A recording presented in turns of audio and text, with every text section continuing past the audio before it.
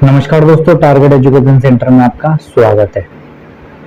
आज हम पढ़ेंगे एनसीईआरटी में जो थोड़ा बदलाव हुआ है 6th क्लास का पहला चैप्टर। पहला चैप्टर क्या है? तो पहला चैप्टर है पृथ्वी पर स्थानों की स्थिति। पृथ्वी अंतरिक्ष में स्थित है, जो जल, पृथ्वी, अग्नि और वायु से बनी है और यह गोलाकार है। यह सभी स्थानीय, स्थलीय और जलीय प्राणियों से घिरी हुई है। ये किसने कहा? यह लगभग 1500 शताब्दी में आर्यभट्ट ने कहा। क्या कहा? आर्यभट्ट ने कहा कि पृथ्वी अंतरिक्ष में स्थित है, जो जल, पृथ्वी, अग्नि और वायु से बनी है और यह गोलाकार है। यह सभी स्थानीय और जलीय प्राणियों से घिरी हुई है। इसमें पहले से क्वेश्चन दिया है कि महत्वपूर्ण प्रश्न, मानचित्र क्या है? हम आगे देखेंगे कि मानचित्र क्या है, हम इसका उपयोग कैसे करते हैं, इसके मुख्य घटक क्या क्या है। दूसरा क्वेश्चन है कि निर्देशांक क्या है? पृथ्वी पर किसी स्थिति को अंकित करने के लिए अक्षांश और देशांतर का उपयोग कैसे किया जा सकता है। देशांतर से स्थानीय समय और मानक समय कैसे संबंधित है। अब आपको आगे पढ़ना है कि कल्पना लड़की नहीं है, आपको कल्पना करना है कि कल्पना कीजिए कि आप पहली बार किसी नगर की यात्रा कर रहे हैं और उस नगर में जिन स्थानों की यात्रा करना चाहते हैं उसका पता कैसे लगेगा।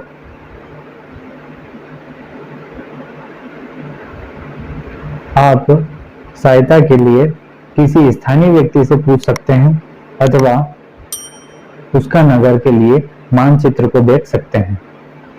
पिछले कक्षाओं में आपने मानचित्र के बारे में कुछ बातें सीखी थी।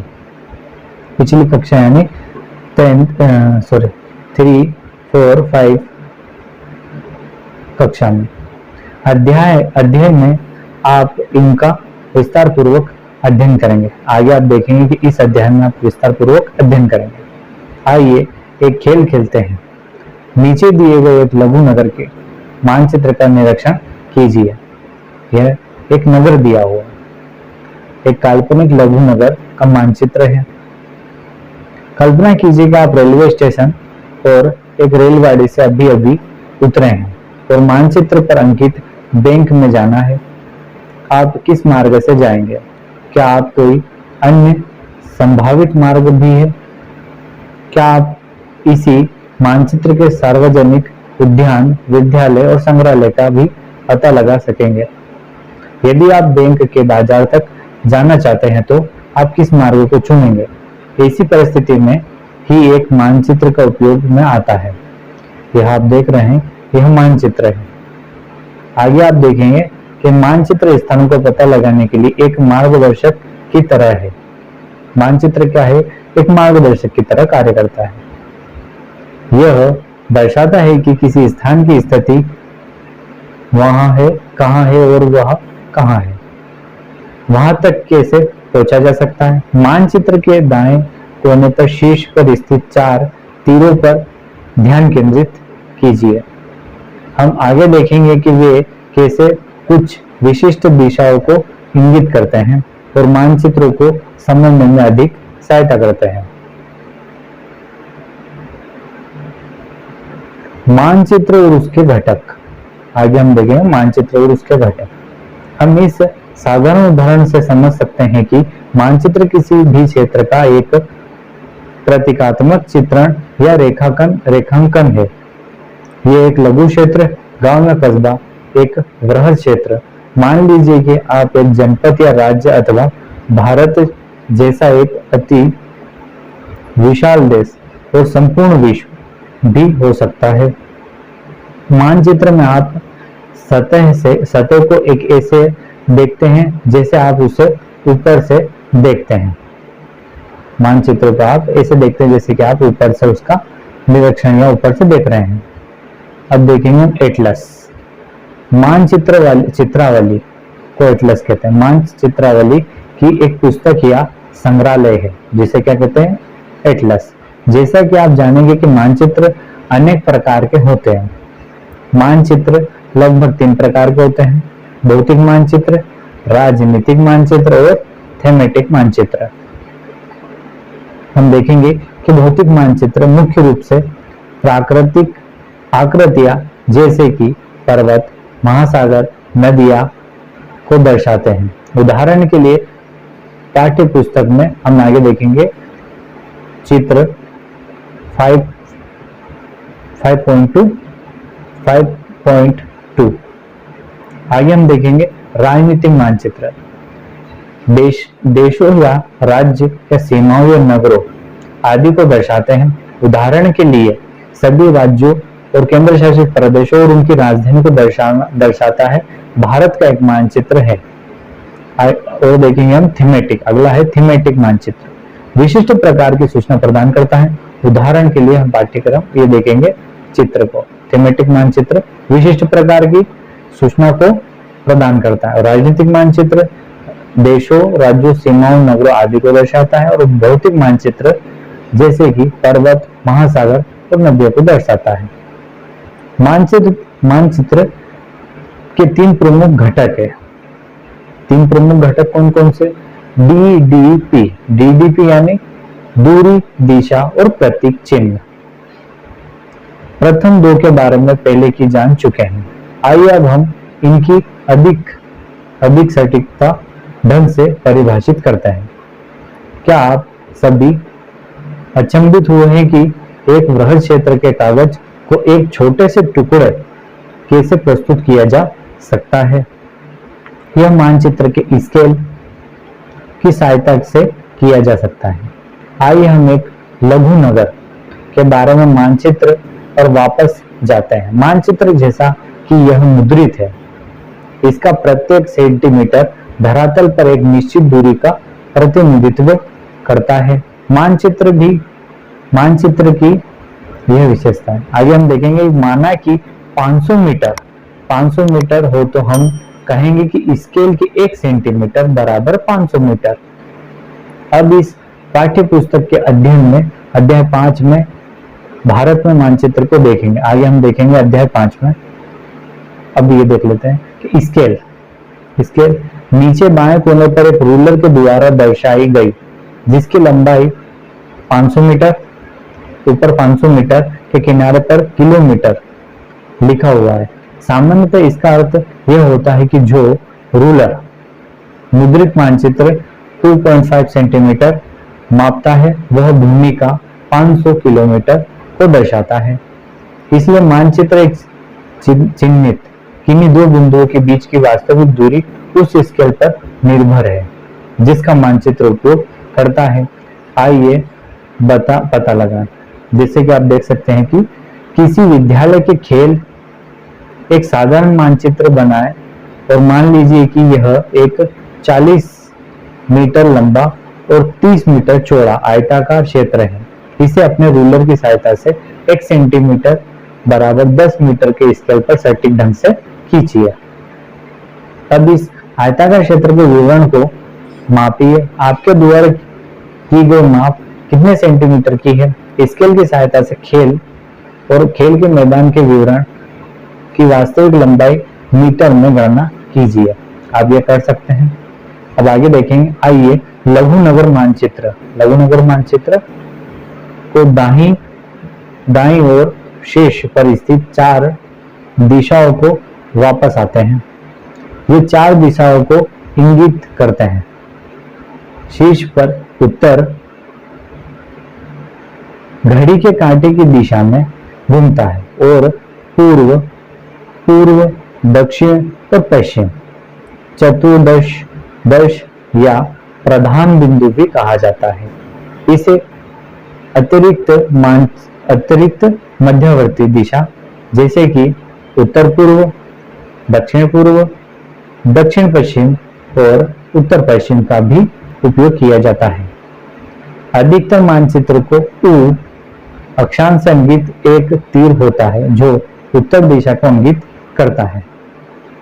आप देख सकते हैं कि यह एक चित्र दिया हुआ है। जो ऊपर होता है, ऊपर क्या होता है? उत्तर, नीचे होता है दक्षिण और इधर होता है पूर्व और इधर होता है पश्चिम। अब जाने हैं हम प्रतीक चिन्ह के बारे में। प्रतीक चिन्ह किसे कहते हैं? मानचित्र का एक महत्वपूर्ण घटक है।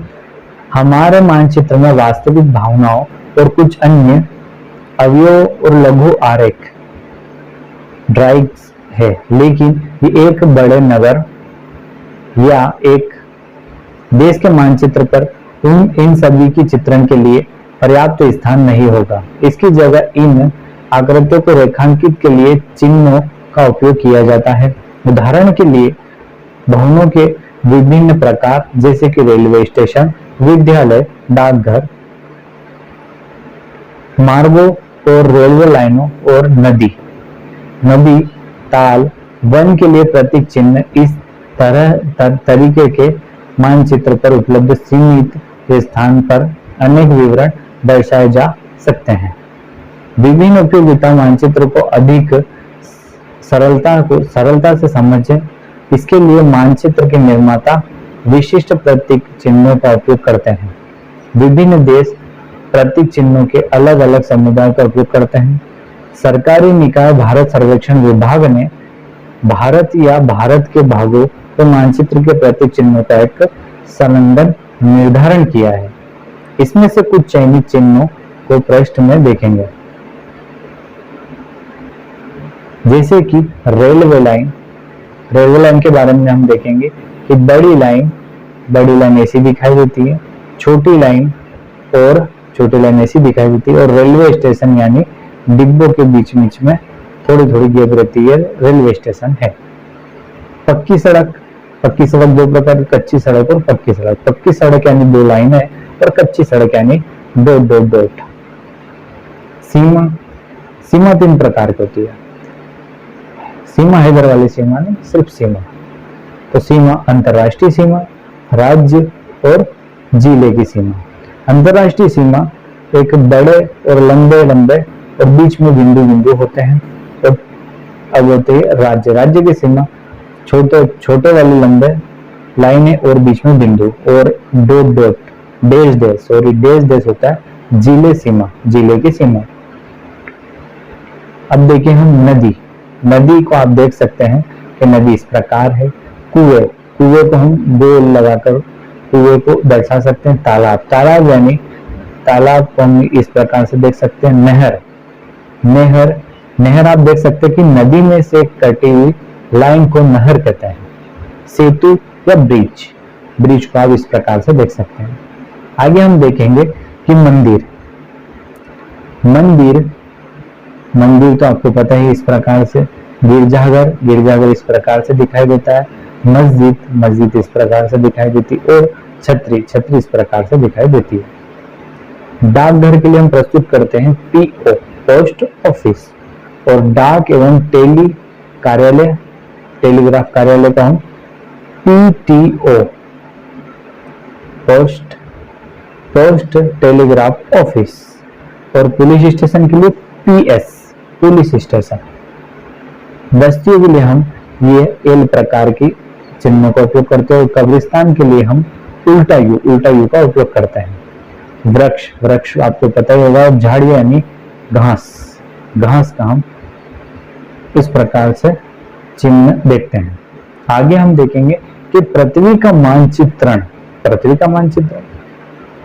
एक मानचित्रण कुछ अधिक कठिन है, क्योंकि हमारे ग्रह का आकार चपटा नहीं है तो क्या है?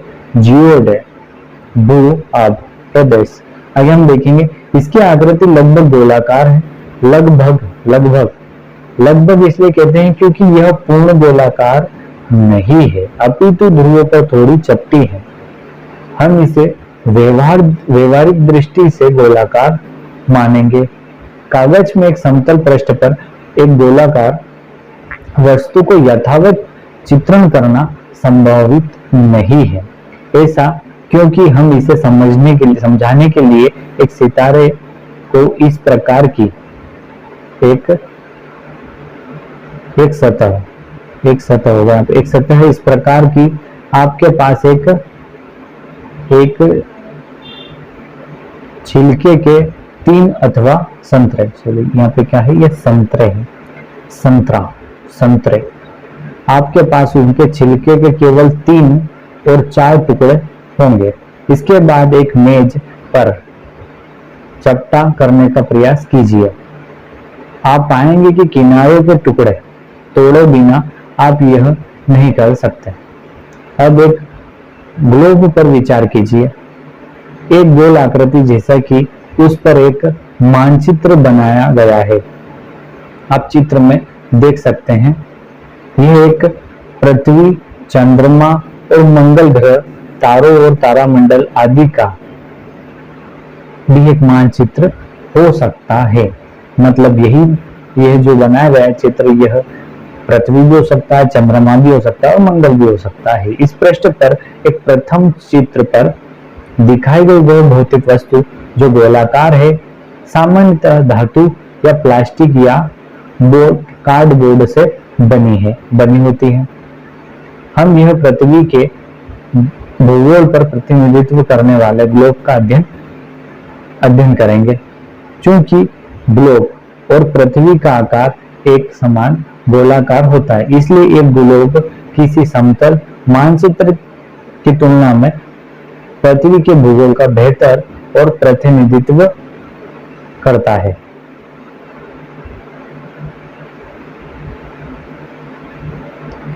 जैसा कि दोस्तों टारगेट एजुकेशन सेंटर द्वारा चलाए जा रहे आपके इस क्लासों में आज यह पहला चैप्टर का पहला पार्ट कंप्लीट हो चुका है।